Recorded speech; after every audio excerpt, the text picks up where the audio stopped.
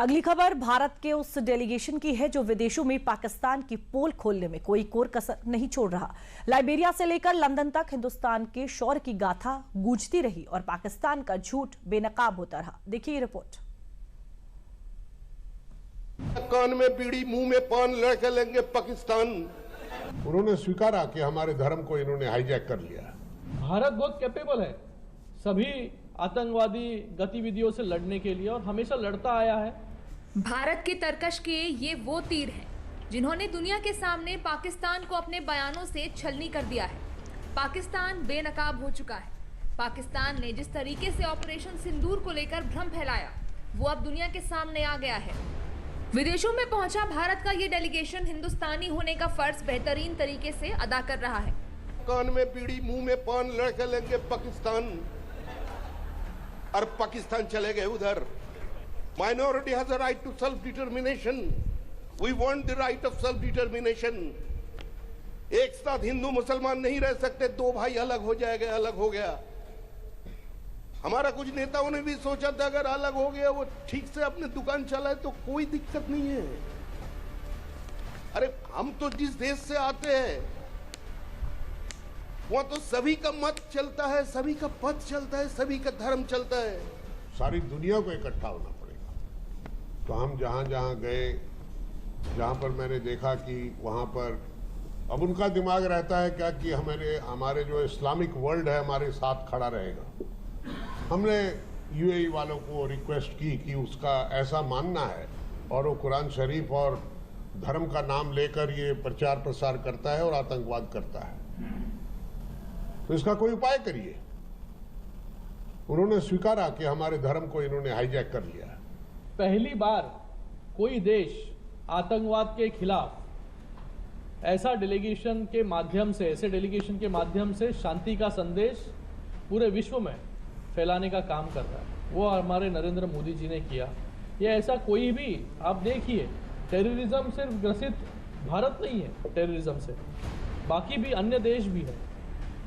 भारत इस टेररिज्म के खिलाफ गए 4-5 दशकों से लड़ता आ रहा है। भारत बहुत कैपेबल है सभी आतंकवादी गतिविधियों से लड़ने के लिए और हमेशा लड़ता आया है। भारत के 60 डेलीगेशन में 58 धुरंधर 33 देशों की यात्रा पर है। और जो अभी आपने ये बयान सुना ये अफ्रीका के लाइबेरिया में दिया गया है। अब आपके मन में अगर ये सवाल आ रहा है कि भारत यहाँ क्यों गया है, तो इससे भारत का विजन बहुत लंबा है। भारत ने अब टेररिज्म को जड़ से खत्म करने की ठान ली है और लाइबेरिया जैसे देश मील का पत्थर साबित होंगे। लाइबेरिया अफ्रीका का वो देश है जो इस साल यूएनएससी में अस्थायी सदस्य के लिए चुनाव लड़ेगा। लाइबेरिया के अलावा डीआर कॉन्गो भी इस चुनाव में खड़ा होगा। यहाँ भी भारत का डेलीगेशन पहुंचेगा। जाहिर है कि अगर ये दोनों ही यूएनएससी के अस्थायी सदस्य बन गए तो यूएनएससी में भारत की स्थिति मजबूत होगी, जो कि टेररिज्म को काउंटर करने के लिए बेहद जरूरी है। लाइबेरिया हम इसलिए आए हैं क्योंकि लाइबेरिया बहुत पुराना दोस्त है भारत का, बहुत सुदृढ़ बायलैटरल रिलेशनशिप है और उसको और ज़्यादा सुदृढ़ आप कर रहे हैं। और आप भी जानते हैं कि अभी इलेक्शन होने वाले हैं। यूएनएससी यानी यूनाइटेड नेशंस की सिक्योरिटी काउंसिल के नॉन परमानेंट मेंबर के इलेक्शन के लिए खड़ा हो रहा है लाइबेरिया। ये वक्त है जब हमारे दोस्त को हमारी ज़रूरत है, हमें उसकी ज़रूरत है। 3 जून को मुझे लगता है कि जितना बढ़िया कैंपेन इन्होंने चलाया है, 100% डीआर कॉन्गो और लाइबेरिया दोनों ही यूएनएससी के नॉन परमानेंट मेंबर अवश्य बनेंगे। अफ्रीका ही नहीं, दुनिया के हर कोने में इस समय भारत ऐसे ही अपनी रणनीति से दुश्मन की कमर तोड़ने में जुटा हुआ है और भारत का सम्मान हर जगह आसमान छू रहा है। सऊदी अरब से लेकर सिंगापुर तक, कतर से लेकर कोलंबिया तक, लाइबेरिया से लेकर लंदन तक। मादर वतन हिंदुस्तान जिंदाबाद, भारत माता की 200 सालों तक भारत को गुलामी की बेड़ियों में जकड़ने वाले देश की राजधानी में यूं भारत माता की जय के नारे लगना बड़ी बात है। मादर वतन हिंदुस्तान जिंदाबाद, भारत माता की। बीजेपी सांसद गुलाम अली खटाना ने लंदन में जब भारत माता की जय के नारे लगाए तो लंदन का पूरा आसमान देशभक्ति के रंग में रंग गया। और इसी रंग में सांसद रविशंकर प्रसाद के नेतृत्व वाले ऑल पार्टी डेलीगेशन ने लंदन में पाकिस्तान और आतंक के बीच जुड़े तारों का खुलासा कर दिया। साथ ही शिवसेना यूपीटी सांसद प्रियंका चतुर्वेदी ने पाकिस्तानी आर्मी चीफ असीम मुनीर की कट्टरपंथी सोच को दुनिया के सामने उजागर कर दिया।